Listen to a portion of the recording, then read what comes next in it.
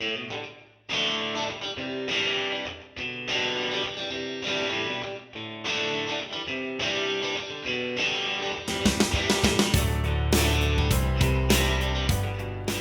everyone, bit of a bonus episode for you today. This is an episode of Bees with Ben. It's an Australian beekeeping podcast hosted by Ben Moore, and he's got a business called Ben's Bees, which I'll link here in the episode show notes. Now, a couple of weeks ago, I was really lucky to be on his podcast, and Ben sent me a copy of the episode, so I thought I'd upload it here. Hope you enjoy.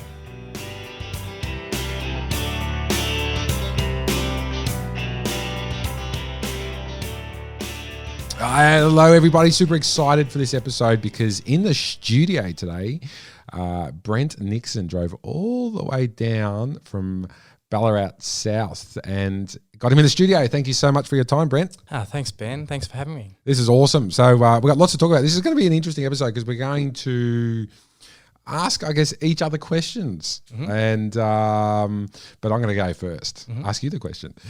Tell us, how did you get into bees? What was that first bee moment? Yeah, well, I grew up as a cattle breeder. So we had cows, we bred them. We're no longer on the farm, but after that, I wanted to continue breeding. So I studied genetics at university. Oh, wow. And I was really looking for that next thing that I could get into for breeding. And bees were, so I don't know if you know much about Gregor Mendel. He's the father of genetics. Yes, yeah, Mendel's law or something. That's the one I do. Yes, yeah. Recessive and co-dominant and all those, yes. Yeah, absolutely. With the peas. With the pea plants, The pea plants, yes. Yeah, so short pea plants, big pea plants. So he was a beekeeper. Oh, and I did not know that. Yeah, he was. And so he was a monk. And, all at that time, most bees were kept at monasteries, because they were using the beeswax for, all the monastery stuff. Okay. And so a lot of bees were kept at monasteries, and they were doing a lot of the research on bees. And so Mendel, he sort of started the work and he was really into it, but he never really got to that point of understanding breeding. And so I thought it's a good place to follow on from. And actually Brother Adam, he sort of followed on from Mendel's work. Ah. So Mendel, he tried breeding within a cage. So he was having queens released from mating nukes sort of thing into a cage, like a net, and trying to mate them that way. Okay. Didn't really work. So his work was kind of carried on by Brother Adam. And I was really interested in all that stuff, learning it at uni. And, it's a very, very complicated bee breeding. It's not like, normal animal sort of breeding where you just have, you get a male and a female and you kind of work on the lines. As you know, with the queen, she can mate with many different drones, so it's very difficult to control, very interesting. Yes. So I was looking at getting into beekeeping after I got married. We bought a property down near Geelong. Okay, cool. And it's time to get my bees, And my wife's uncle was a beekeeper, so it was I was talking to her. I said, look, I really want to start a new breeding program. I'm thinking bees are the thing I can use to do my breeding program. And he said, well, next time they swarm, I'll help you out and get you some bees. And at that stage, my knowledge was only theoretical. Okay. So I knew how the genes worked. I knew the history, with Mendel and Brother Adam, and read a lot of books about it, but I'd never actually been in a beehive. Okay. So I didn't know anything about them. And so my wife's uncle, went over there and there was a swarm. It was about 10 meters up a tree. Yes. And he's like, we're going to catch this swarm. And that's your first beehive. Yeah, love it. And so he gave me a half-size suit. There's one of those ones that's top up. Yes. And he went up the tree and started shaking the tree. He's like, all right, what you want to do is you want to try to get the queen bee in the box. So he gave me a slab box, VB slab box. Yeah, yes, yeah. And it was it's about 10 meters, I'd say, maybe 8 meters up.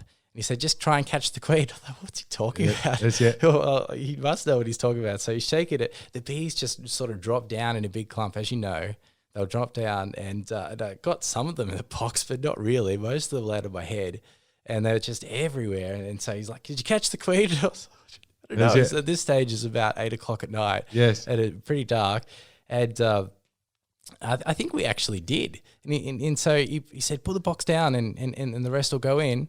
And actually put the box down, and they really just came in. I thought, geez, that's magic. He really did know what he was talking about. And so we sort of waited an hour, had a good old chat, and boxed it up and put it in my Corolla hatchback and took it away, and that was started beekeeping. That was about 8 years ago. Okay, awesome. Yeah. Awesome, that's fantastic. And I'm going to jump in another question because we're going to put in the show notes. Well, also too, you've got actually before I sort of get into the Facebook page, is you've got a podcast too. Yes.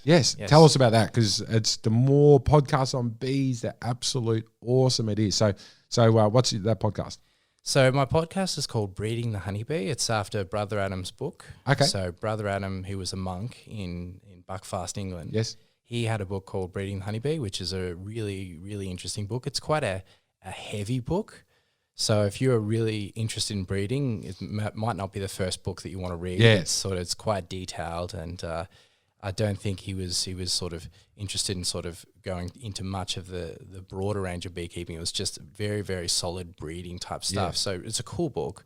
So read that book, loved it, named the podcast after it, and I interview breeders all around the world. So I've got 11 episodes at the moment. Awesome. And so we talk about different breeding styles. There's a few episodes in there Varroa sensitive hygiene, which is a really interesting thing, particularly at the moment in Australia. Yeah, of course. We don't know which way it's going to go, and there's some programs out there. Corinne Jordan's got that really cool program that she started. Yep. And so we're not sure which way it's going to go.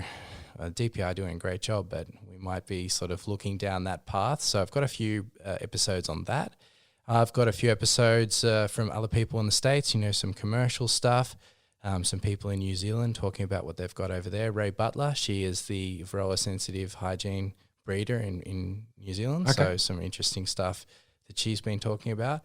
And also I've got an interview there from Buckfast Abbey, which is, one of the main places around the world for beekeeping. Yeah, that's right. So the head of beekeeping there, Claire Densley, she's on there. So it's been fun. That is awesome. So everyone check that out, because that sounds absolutely brilliant. Absolutely fantastic. All right. Question for me. Fire away, Brent. Yeah. So I wanted to talk to Ben about, his experiences like with queen bees and stuff like that. But I thought it'd also be really cool to talk a little bit about your business, what you've been up to. And I think I'll just take a moment to set the scene here. I'm in this factory in Nunawading. It's a really cool place. He's got a little podcast studio here. There's some amazing artworks on the walls, and it's a really cool space. And we've got the factory with all the cool beekeeping stuff out there. It's great. And then we've got a truck and two other smaller vehicles completely covered in. It's really cool. You've got this the beekeeper number plates and all the bee artwork. So it's impossible to miss Ben's place up here. When I was driving in, there's all of these factories, and it's all right. It's factory. It's in the middle. You'll see it, and you really do. Every other factory is grey, black, tinted windows. So, all right, not that one, not that. Then it's just Ben's bees, massive, and you got all the trucks and everything. And you can't miss it. It's a really cool space you got here. Yeah, thank you. Yeah, it's handy. Yeah, absolutely. I think it would be cool for listeners to know a little bit about how it is you got into beekeeping initially. So we've all seen the photo that you've got. I think I've seen it on Instagram a few times of you when you're a little kid. Yes. And you've got your beehives. Yes. So how did it start from there? How did it go getting into it as a business? Oh, as a business. So it started off me keeping bees, and I was about 10, 11 years old. And it's only actually recently, Brent, that my mum found this book, and it's the Beekeeping the UK. Mm. And that was, I guess, my first introduction to this interest and fascination in regards to bees, was this book. But I was 14, grew up as an only child out in the Yarra Valley, a little town called Seville. And I said to Mum and Dad, I don't want a puppy or a kitten, I wanted a beehive. And had to save up my own money. Me mum's a pom, so she's a bit tight on the old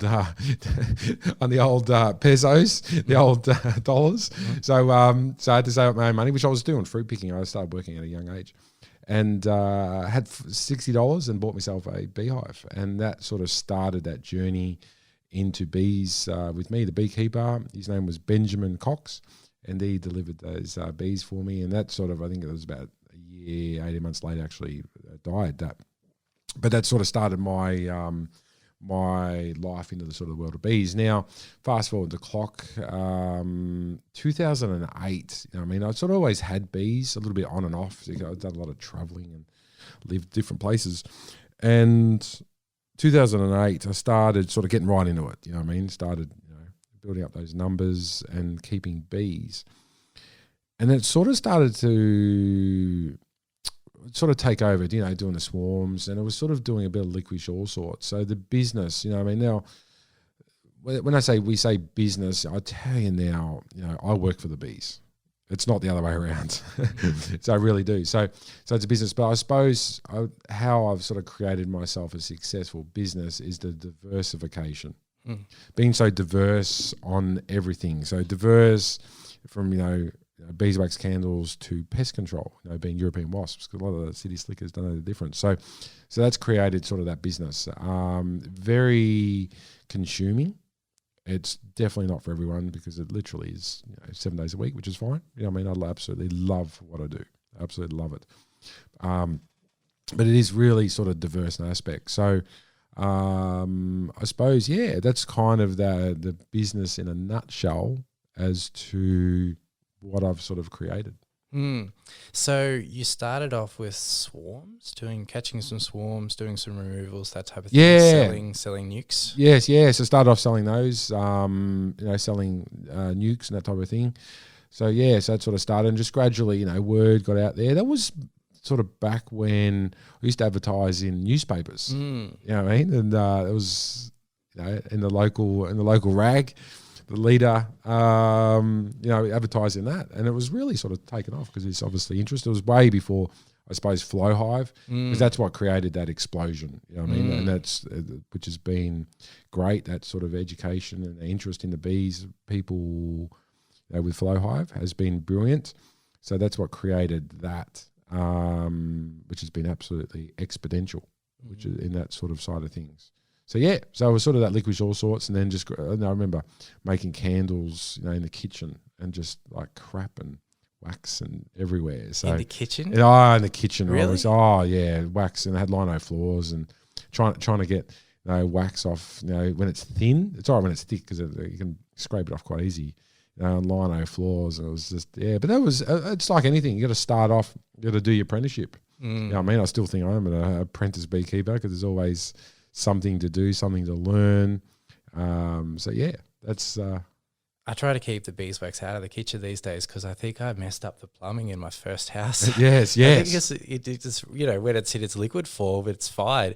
But once it cools down, it can be a bit of a problem. I think some of it got down the sink, and the sink didn't work properly after that. And I didn't realize for a few years it was probably that beeswax. Yeah, exactly. Well, what's interesting as well, bringing that up, you got to watch actually. Let's say you've got honey.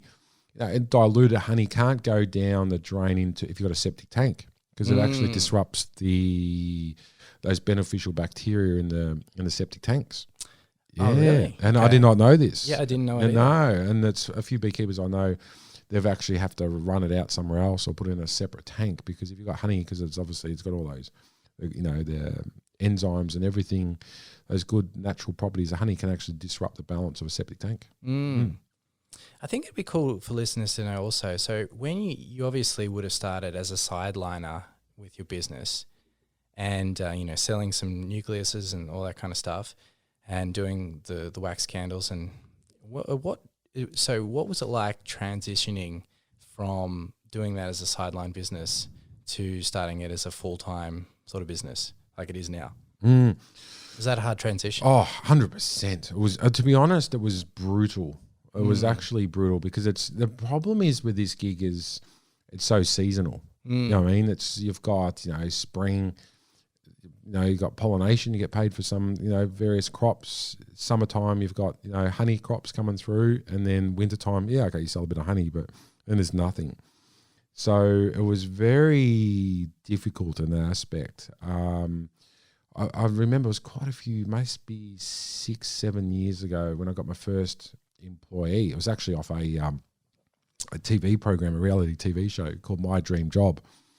And I was on that. They asked me, I think they had someone who worked in real estate. It was on Channel 9 and had Peter.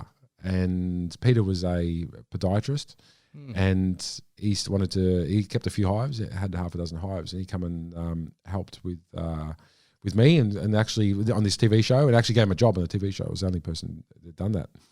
And I think you can find on YouTube. And it was pretty cool. Anyway, so but it was brutal in the sense of, having a full-time wage, well, two, mine and his, during winter time. And the money going backwards in the rate of knots. And I'll never forget then, I had a credit card with a $40,000 limit. And this happened actually for quite a few years, where I'd tick that up. And you imagine the interest repayments on that. I think it's 17 or 18%.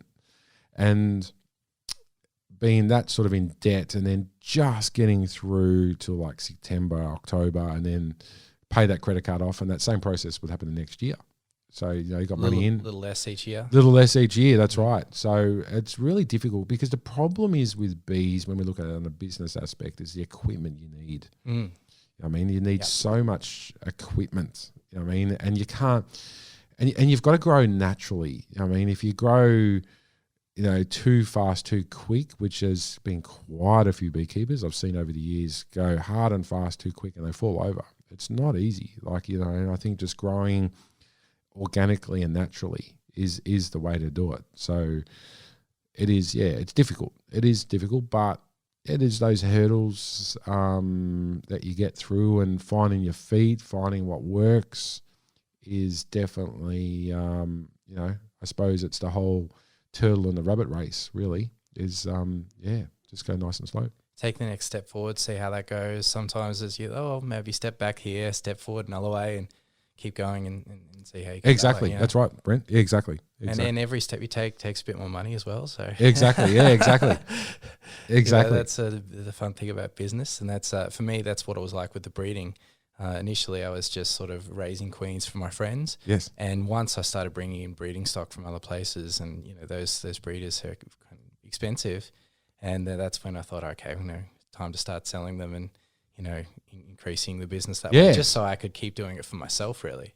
But that's something that happens. You have to take that step forward. That's right. Exactly. That is so right. When you sort of started doing it as a business, what did you have some funny experiences, like funny stories from that time, just of learning the business? And just probably being massively in debt. You know what I mean? And just going, wow, this is a black hole. How can I get out of that? You know what I mean? And that's, that happened. So and then seeing just pushing on, learning and doing things.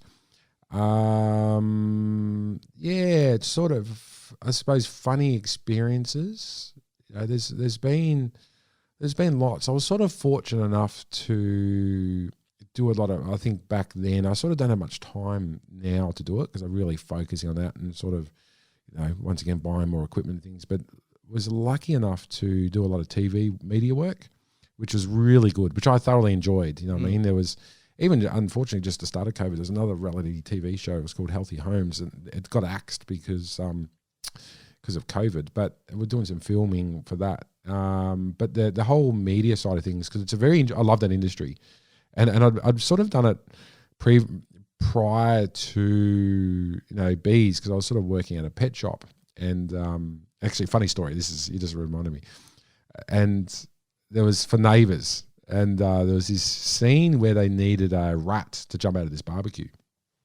Right. And, okay. Yeah. So I had this rat. So I had this baby rat. I had 3 months to train this rat. All right. I know it's a bit of a sidestep from bees. You had the rat. Yeah, I had the rat. So I got this baby rat, and because you worked at the pet shop. Yes. Yeah. Okay, and I kept it at home. Yep. Handle it all the time. This beautiful rat. You know what I mean? It was friendly, and I love this rat. Even named it after myself. And so this rat. Anyway, so. And because it's good coin, like when it comes to media stuff, it's often you get unbelievable. You know what I mean? You can see why these like Chris Hemsworth and that make millions of dollars, because it's insane the amount of money they make. So you had a little barbecue stage set up out the back, a little prop stage. That's well, their actual little green screen behind it. Yeah, I think it's Fremantle Medias or something. He's up the road in Nuttawading. Yeah. So the big day, it was going to be about approximately 2 hours there with this rat. Put this rat in the barbecue, and they make it look natural because they're all greased up, so it doesn't look, it's brand new. You know what I mean, anyway, I put this rat in there and put the lid down, and we're going to do this film. We had to do a few takes, of opening up the lid of the barbecue, and there's this rat. Anyway, unbeknownst to me, me and my lack of animal training, I had this rat in there, and when I opened the lid, maybe from being dark to light, it scared it. And it got a bit scared, this rat. Anyway, this rat bit me, right? And it was pissed off. It was angry and it bit me.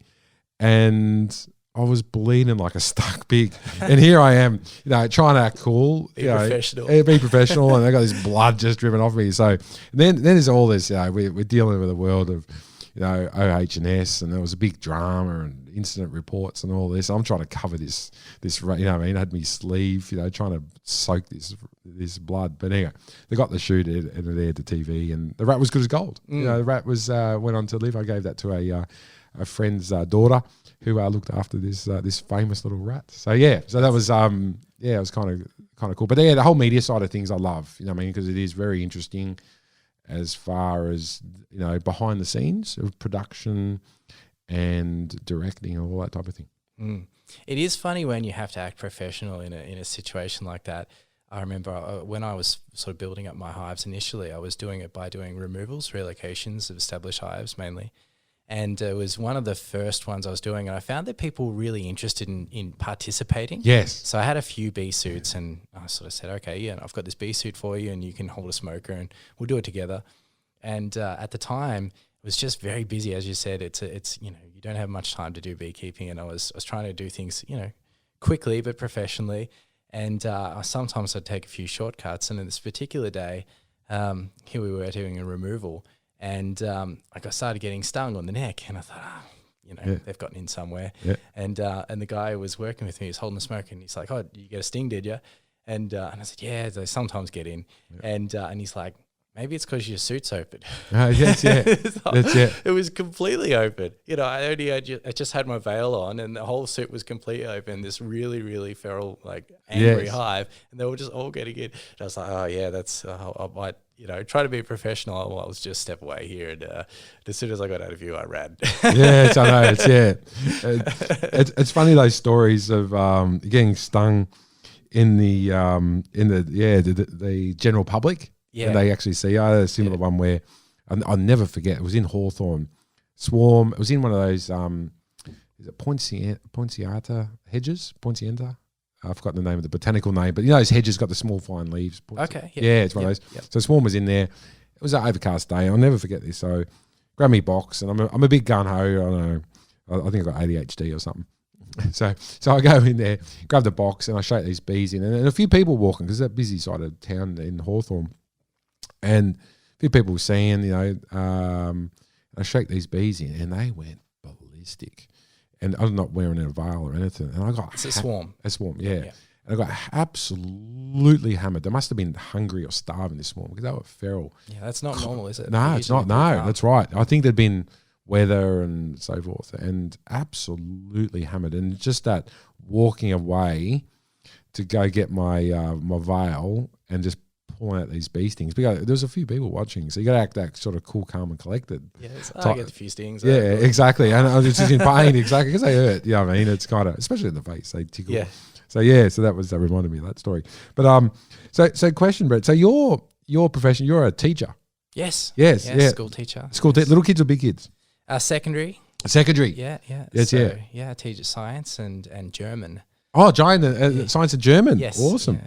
Now, this day and age, you're not allowed to hit the kids anymore, are you? No, definitely not. Definitely not. It's that is a long time in the past. Yeah, well, I used to get hit. Was it when you were a kid, people could still do it? Oh, 100%. Cannot do it. Oh, now. that's absolutely not. That's even across the face. Okay, wow. Oh, that's brutal. It is brutal. But I'm sure you've probably got one kid in the class you'd love to give him a bit of a smack.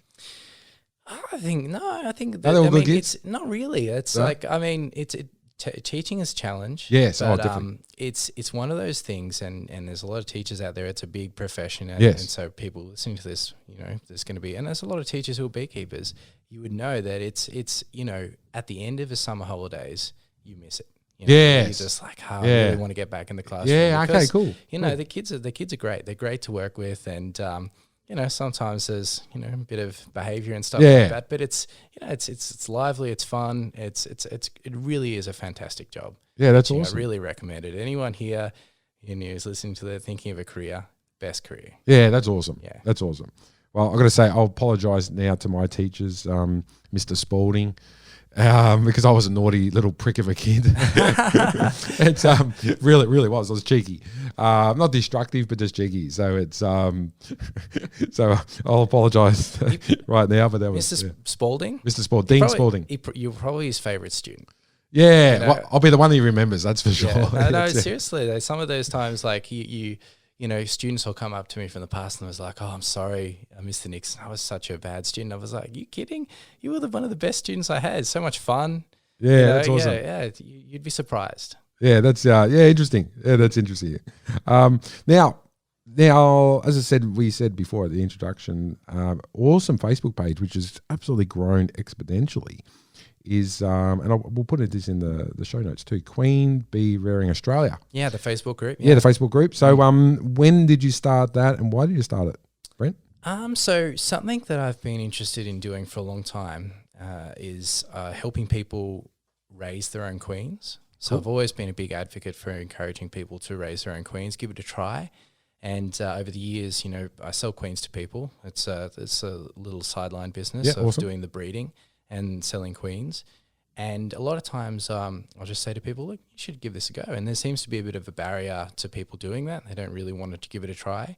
And so I've got the podcast, so that helps a little bit with people. And here in Australia, I wanted to start this group, Queen Bee Rearing Australia, just to get people to get together, share their experiences. And it actually, I think it was pretty good timing because it started the group about a month before the Varroa discovery of Varroa. And so all of a sudden, Tassie shut down. They weren't taking queens. No, that's right. Yep. A lot of places, a lot of the breeders, like a lot of the breeding stock up in New South Wales, there was it was a bit iffy if we were going to be able to get that. And I wasn't able to get breeder queens from that area.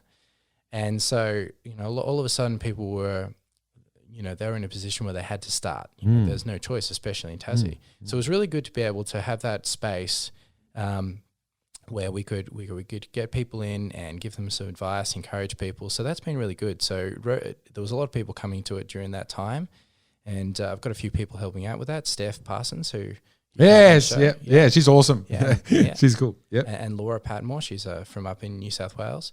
And so we have this group, and so if you're out there and you want to have a go at raising your own queens, it's actually in my experience, it's the most fun thing you can do as a beekeeper. I think raising queens, it's really, really interesting. So if you want to give it a try, jump on the group and we'll help you out. And I think it's a cool thing to do. Now, as someone who deals a lot with the public, Ben, do you find what do you think the biggest barrier people have for giving it a go is? Oh, it's probably the anxiety that bees sting. Is there? I mean breeding. Breeding. Sorry, breeding in the queens, not just raising your own queens. Oh, sorry, queens. Okay, okay. So as far as why that is, probably looking at, there's a lot to it to go. Okay, how do I do that? Do I need all this specialized equipment? How can I actually produce a queen? It's probably the lack of knowledge. If we look at the general public, is the lack of knowledge, and also thinking they need 5, 10, 20 boxes in order to breed queens. So that would be probably the number one point. Number two, I think a lot of these people, especially ones that are dealing with running 1 or 2 hives, is the lack of time on their part. It could be a doctor, surgeon, orthodontist, or someone like that who doesn't have the time to actually breed them. Mm-hmm. So that would be the second point. Mm-hmm. Yeah, well, there's some really interesting methods that you can try. So you actually don't need a lot of specialized equipment to raise queens. Yes. So you can use different methods. There's the laying cage. Have you ever seen the laying cage? No. Tell us about that. Yeah. So Genta have. Oh, Genta, yes. The Genta and Nicot. Nicot, yeah, yes. Yeah, the Nicot. Nicot, yes, yeah. Maybe you're pronouncing it right. I've only ever No, it's, potato, or whatever it is. Yeah, castle. Yeah, exactly. So you can use the laying cage, and there's a really well-known queen breeder in the UK, Duncan Simmons. I've had him on the podcast. Okay. He swears by the laying cage, so he's probably one of the most well-known breeders in the UK. Loves using the laying cage. And what this cage is, it's a little square cage. It's about 10 centimeters by 10 centimeters, maybe a bit bigger. Yep. And you put it in the middle of a frame. Some people they sort of put it into a plastic frame, cut a hole in a plastic frame, put it in there. Yep. Some people put it in a wax frame. And basically you put the queen into the laying cage, and she lays in these little cups, which you can then put into a bigger kind of cup and then put them on a cell bar, and they hang upside down. And if engrafting is a difficult thing to do, definitely. It's quite easy once you've had practice.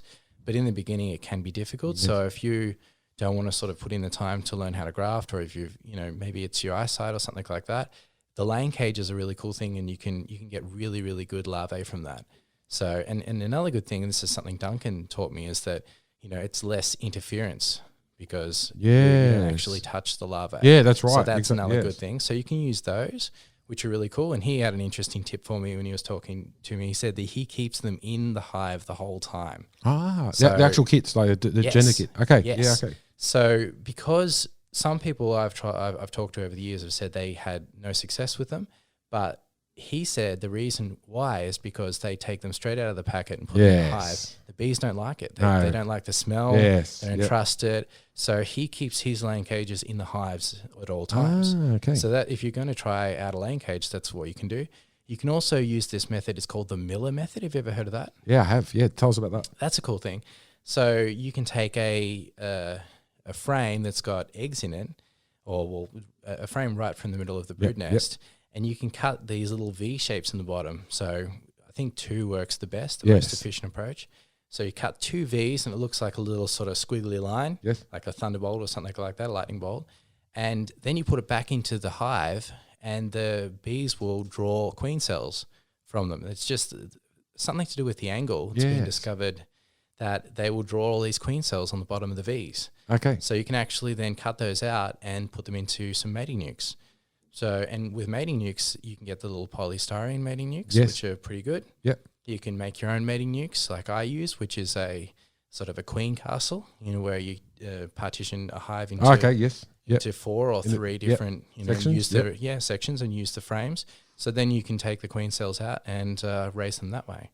So, and then there's also walkway splits. Yes. So that's that's how you would do a normal split anyway.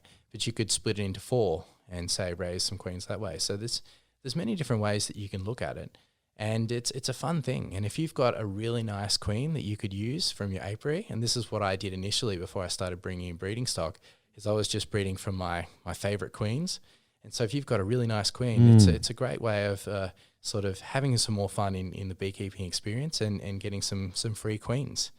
It's good. Yeah, no, I totally agree. And what's your thoughts, Brent, on drones? Like having drone mothers? Are you sort of, obviously we can get pretty, queen rearing can get technical, into artificial insemination, go that other spectrum, that other side of things. But what about drones? Because sometimes, and I notice here in Victoria, we want queens early. Start of September would be awesome. Mm-hmm. But, sometimes the lack of drones. So what are your thoughts on that? So at the start of spring, it's really interesting. I'll never forget the very first time that I looked in. So I got my first beehive in the middle of sort of the late spring, with my swarm, and worked on it over summer. And, I was sort of reading the books and checking all these things, and it was really cool. Saw some drones, but it wasn't anything compared to the start of spring. Yes. So I'd put a lot of hives on canola at the start of spring, and that will bring in the drone numbers massively. So I'll never forget the first time in the start of spring, sort of midway through that canola period, pulling out a frame and just seeing drones absolutely everywhere. So sort of, I think that, a couple of weeks into spring, you're going to have a fair few drones around. Even if it's in the middle of the city, that it's not a big issue. And I'm able to still, even in Victoria where it's really cold, in Ballarat, and I was previously in Geelong, I still find that there's a fair few drones still. You can get drones in May. They're still around. So it's not, there's definitely none now. Well, I haven't seen any at the moment floating around, but, I don't think it's a big issue. But one thing that a lot of people will do if they're raising their own queens is they'll do a drone saturation. Okay. So they'll have some hives where they'll put in drone comb. Yes. And get particular what are called drone mothers, which is these queens that have the good genetics and they're going to lay lots and lots of drones. And that's what I do. I have an area where I've got a bunch of hives with good drone mothers and I have drone comb in there. So I'm getting as many of my own drones in the area as possible. And that I can do that because that's a focus of mine, and the average person probably can't do that. Yes. But I think that in terms of drones, there's going to be plenty out there. And in a city condition, I think that there's more than enough drones for that. Yeah, definitely. Especially if you're doing it late spring, early summer, there's drones everywhere. Yes. And any negative side, let's say someone wanting to breed a couple of queens, what would be the two biggest challenges you think they'd have doing it in their backyard? I think the first thing is that a lot of people don't try it, and so there's not a lot of people to talk to about it, and a lot of people just buy their queens, and so that's why we started the Facebook group, so people could sort of learn and share ideas and things like that. So that'd be number one, and the second one would be having the breeding stock. Yeah. So you can produce some pretty good queens from your own stock if you have some really, really good bees and you really like them. But if you don't, buying in a queen is always a good way of doing it as well. And you can improve the genetics pretty much straight away by buying in queens. So it's not necessary. You can raise great queens from your own stock, but if you're getting a breeder queen, something like that, you can increase and it might be something that you're looking for. You might be looking for more honey production, or in my case, I really like gentle bees. So I've been, from the very day I started beekeeping, I've been really obsessed with not wearing a suit. Yeah. That was a big problem for me in the early days. Yes, yeah. Because I didn't really understand the impact of good genetics in that regard. Yes. So if you're someone out there who doesn't like wearing a suit and you want to really calm bees, it is very important to have good genetics. And so initially when I was with, keeping bees, saw these videos of Brother Adam, the monk from England, and a bunch of other people on YouTube wearing no suit and being completely fine. I thought, how are they doing this? And then I sort of later discovered through having some good breeding stock coming in that it has a big part to do with it, is breeding stock and having good genetics. So that's a good thing. If you are planning to get into queen raising, it is probably good to invest in a good breeder queen. And in that regard, I think it's really good to get a few friends involved so you can spread those costs. Maybe if this is something that I haven't really heard of clubs doing this, but I think it'd be a really cool thing if clubs were to get their own sort of little team and work together and share the breeding stock. And I think that would really, really help spread those costs. Oh, I agree. It would be awesome for clubs to sort of get into it. And do it on a really sort of, level, because that's going to help. And people, I suppose, the recreational amateur beekeeper is going to have more understanding about their hive, because it's just, having bees in a colony and is one thing, and maintaining that over a year, but actually going, okay, queens, they need to put a queen in there or produce their own hives or more numbers, because, generally speaking, a lot of beekeepers start off with one and end up with 100. So, very interesting. And local stock. So if you're raising your own queens, they're also going to go out there and mate with local stock. So they're going to be well suited to your local conditions. I agree. So that's a really important thing. I think it's important for Tasmania and Victoria, where we have colder conditions, wetter conditions. So having local stock that's going to adapt throughout that time is pretty important too. Yeah, exactly. No, I agree. No, I certainly agree, Brent. And what about the beekeeping industry? Obviously we've got Varroa, which is interesting. What's your thoughts? Where do you see it in the next 2 to 5 years? Bees as an industry, both commercially and, recreational beekeepers. With considering Varroa is going to take hold? Oh, yeah. Well, is it? What do you think? What's your, if you're a gambling man, are we stuck with Varroa, or do you think it's, or the good team at the DPI can get rid of it? I've been absolutely amazed at their response.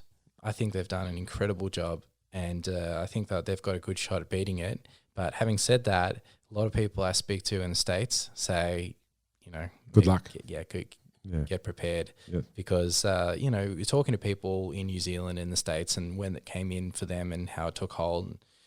They've, they've learned to deal with it. Yeah. And so I think we can learn too. But I really stand behind DPI and think that they will continue to do a good job. And I think that they've got a good shot at beating it. Yes, no, I agree, and they're doing an awesome job. I've said before, the volunteers, you know what I mean, they're really just working hard, you know what I mean, and for that, I'm very appreciative and grateful to the crew at. But in terms of, we've got some fantastic breeders here in this country, bee breeders, and I think that over the next couple of years, it'll be good to see a few more start as well. Yeah, I agree. But we've got some really, really, really cool breeders here. We've got, you had Corinne Jordan on the show. Yes, she's doing the artificial insemination. Yeah, awesome. She's well known for the Cordovan queens. Yes, which is really cool. Yes, the Italian queen bees, and we've got some really cool stuff happening over in WA with the Rottnest breeding program. Yes, that is really cool. The island mating, and so there's some new beekeepers getting into that. So every year they've got new members going into it and starting the breeding program. And a lot of people don't know that you can actually get Rottnest breeders here in Victoria. Yes, you can have them sent over. Yes, so we've got some people over there. Steve from Steve's Queens. He will send you Rottnest queens, so you can get them here in Victoria. I've got some. I'm really got some messing around with them at the moment. Oh really? Yes, yeah. So I've got some in just after January. Yes, and so we'll see how they go over winter. Okay. Yeah, but nice, beautiful looking bee, nice and calm. So, but I that's as bad as all I can say for this stage, because the winter time can be, as you're saying, it's cold, it can be tough. But so is Rottnest Island is. I think it's on that similar latitude. Yeah, a bit higher. Is it a bit higher? So they're a bit higher? Yes. Are they a bit higher or a lot higher? Oh. Yeah, I just, it's interesting because I think Perth is very, similar. Obviously, I know it's Rottnest Island's a bit north of Perth on the west coast. But which is kind of, So anyway, so I got some first time. Yeah, it's a perfect space over there for breeding because it's just far enough away that the drones and the queens can't meet up in the middle. Yeah, exactly. And so, whatever's over there, it's just what they bring over there. And they do the Italian bee there. They don't have the Cordovan gene in WA. Yes. So everything they breed is just the Italian bee. And they're thinking about trying to get some drone semen in there at the moment to mix up the genes. And I'm not really sure what type of barriers they've got in place for that. But yeah, they've been isolated for a long time over there. Yes. And we've got some really great breeders here in the eastern states as well. So really cool, interesting stuff. And, some world-leading type of tech, I guess you could say. So do you know about the Horner system? No, tell us about that. So Joe Horner's system is really, really cool. So he's a breeder here in Australia, and he does this system. It's called time-delayed mating, which is really cool system. He's a pioneer. So the family developed it together. Yes. And they do this time delayed mating. So they have this on his property. They've got this site where it's an insulated shed where they keep the bees at 15 degrees throughout the day, and then they bring them out on these little train tracks. Yes. Later in the afternoon, once all of the feral drones have gone home, gone to bed, and then they release their own drones. So it's really cool to see. They've got all of these drone colonies where they release all of these drones from their own stock, the drone mothers. They fly out and the whole sky is just full of drones. You just see them. They're coming out. They're flying everywhere. Just the sky's lit up to heaps and heaps of drones. And then they bring out the little mating nukes on the train lines. On the train line. That's awesome. They just come out in a little train track. It's like going to one of those amusement parks and you see the little trains coming out. It's just like that, but it's beehives. Yeah. Little 4-way mating nukes. And they release the queens, and it's cool. You stand there and you see, and Joe Horner, he's the main breeder there. He's so excited. He's like, watch, and here it comes. And then the queens start coming out. Yeah. They take off and they do their little orientation flight, and then they come back in the next day. They take off and they go out and mate, and it's a really cool system. So it's sort of a natural way. It's not artificial insemination. Yes, controlled. Time delay. Yeah, it's controlled. And it's that only happens as far as I know here in Australia. So we've got some really pioneering kind of breeders here. Exactly. That's so true. Now I've got to jump in. You said the word Cordovan. Yeah. What's the other, what do I say? I say Cordovan. Cordovan. Yeah. I say Cordovan, and it just reminded me of a funny story with Nigella Lawson. The TV chef. Most people say it's a microwave, but she calls it a microwavy. Oh yeah, nice. So it just reminded me of that. A microwavy. Yeah. That's what the hell Nigella. She's my favorite TV celebrity chef. Yeah. Yeah, interesting. I always get corrected on the way I say things because a lot of times I read it and I'm not really sure how to pronounce it. And so I was just interviewing a mate of mine in South Africa the other day, and they have the Apis mellifera scutellata. Yes. And I wasn't sure how to say it. Yes. And I said, "Is this how you say it?" He's like, "Yeah, no, we call them scoots." We call it scoots for sure. Exactly. So that's an interesting story, by the way. People here, listeners, they would have heard of the killer bee in the United States. Yes. So that happened. Have you heard the story of how that happened? Yeah, it was in Brazil, wasn't it? Yeah. It was in Brazil. Yeah, tell us though. We want to hear it. A cool story. So in South Africa, they have the Cape bee, which is just a bee in Cape Town, and it's protected by a little mountain range. And it's a very lovely bee. People love working with it. And then over the mountain range, they've got the Apis mellifera scutellata, which is a very aggressive bee. Yes. Very aggressive bee, but it's a really good producer of honey, and it's actually, which is something I didn't know, they are able to naturally repel varroa. So they have varroa in Africa, and I asked this friend of mine, Moritz, how do you deal with varroa? And he said, I've seen it a few times, but because they have a shorter life cycle, or a shorter cell cycle, they're able to not have a bit of a varroa issue. So they're emerging from the cells earlier.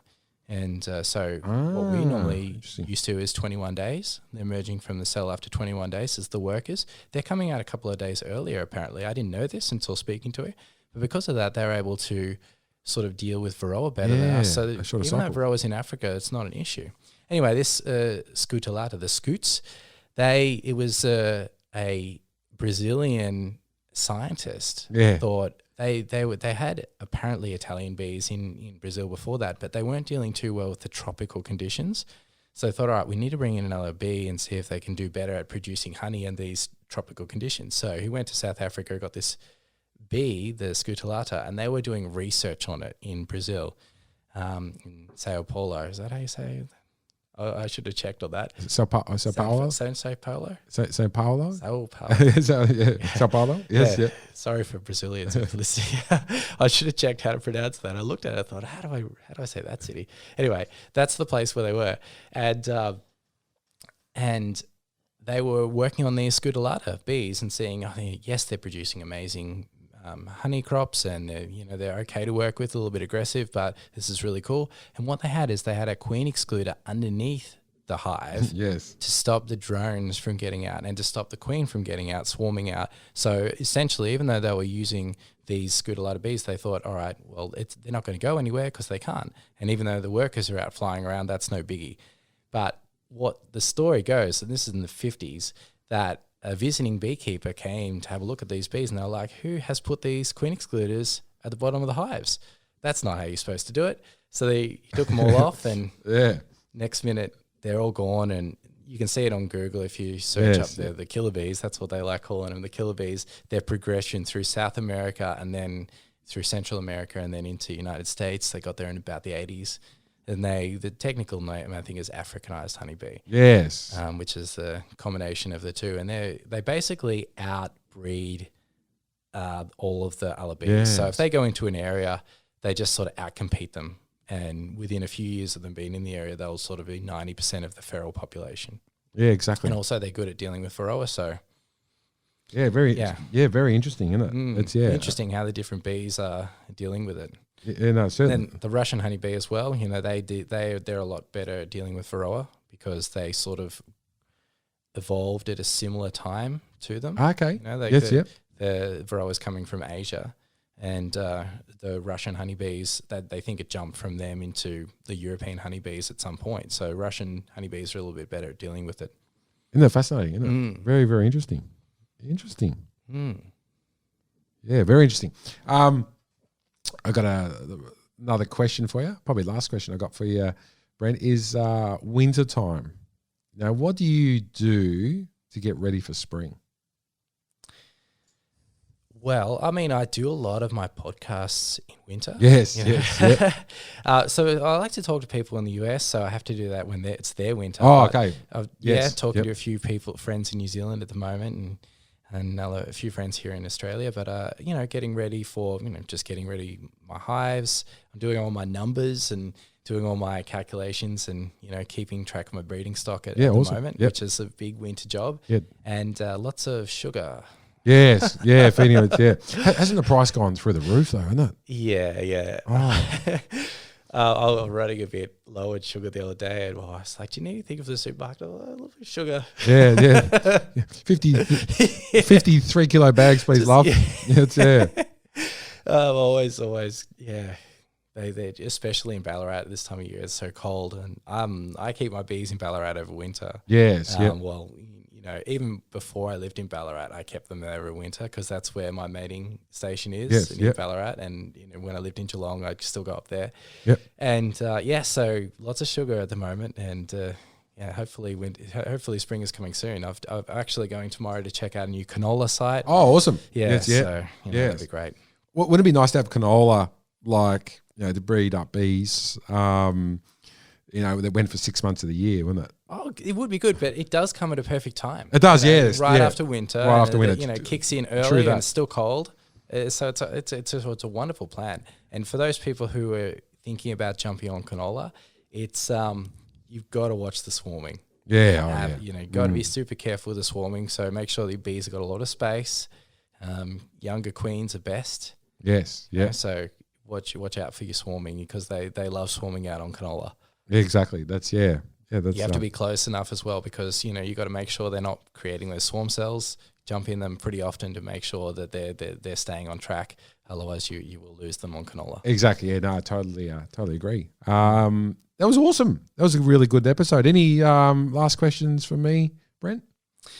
Well, so what about you? What are you doing in winter? Oh, for me, it's a case of, I've learnt this a long time ago to just have everything ready. Mm-hmm. And if you think you need 10 of something, get 20. Mm-hmm. If you think you need 50 of something, get 100. It's kind of like that. So, making boxes. So we sort of, all of those. I get the New Zealand, a bit of Australian timber as well, but mostly New Zealand timber. Boxes, putting those together, frames, all those jobs. Got swarm boxes already with frames. So all of that's pretty much, getting ready for spring. So if I can have everything ready, even things like, say, having supers with frames in it ready to go, I've got a little storage joint down the road that I just have them all ready. So now it seems pretty basic, but, when you've got to put, say, frames in 200 supers ready for the honey flow, trust me, that can take some time. So I sort of look at a time management point of view, go, okay, during winter, have little things like that done. Swarm boxes, we've got all those ready with frames. So anything I can do now that's going to save time in spring, I do it. So, but that's pretty much it. And then, count down those days, and then it's like, hit the ground running. Mm-hmm. I love it. I love that first sort of, that first swarm, which is generally, looking at history gone by, the first swarm I get in town in Melbourne's around that 30th to 31st of August. That's the first one. Sometimes they're like more coastal or sort of like Brighton, Beaumaris type area. So that's the first one. That's always exciting. And then hit the ground running. Mm-hmm. And it's all systems go. So that's about my sort of what we're sort of doing. But yeah, that's sell a bit of honey this time of year, which is always nice. Just for that sort of, I guess, on a business perspective, to have that cash flow coming through. So, selling a little bit of honey, which is good fun. But yeah, that's it. And then I'm just looking forward to spring. Then it's all systems go. And what's plans for the next few years? Oh, just plans for the next few years. What's just slowly and steady. It's start to slow and steady is kind of that. Plans, it's just continuing what I'm doing now, but just refining things. Just trying to do things a little bit better. That little bit better is kind of where I'm at. Mm-hmm. I can't think of an example, but kind of just, probably more documentation. Got an app on my phone, so it's connected to the guys, so we can all look at this this app and know, okay, we've been at this site, this is what we need to do. But that's, just refining things. I got stickers made this year because usually if we do swarms, say we get one from, say, Ringwood or Caulfield or something, we're using duct tape and right on the date and the suburb of when we got that swarm. This year I've got stickers made up. Oh, okay. Yeah, stickers. So that's to actually say, so it looks a bit more professional. So we've got those all ready to go. But that's about it. Yeah, that's I'm looking forward to that spring and those first swarms, and that's looking forward to it. That's Yeah, great. That's Well, thanks a lot for having me in here today. And once again, if any listeners out there interested in raising their own queens, hit me up and I'd be happy to give you a hand. I did actually taught a few groups last year how to raise queens because all of a sudden, there was an issue getting queens in from New South Wales. Yeah. So I did a few groups and things like that. So if you're interested in learning, you want to know more, love chatting to people on the phone. So let me know and I'd be happy to help. That's awesome. And thank you so much for making the drive. I mean, that was near on 2-hour drive to come into the studio this morning on a Sunday morning. So thank you, Brent. That was really... That's great. Dad brought me up. Had a good chat on the way. It's awesome. Bit of family time. That's awesome. So thank you so much for coming in. No worries. All right. Thanks a lot. Take care. Bye for now.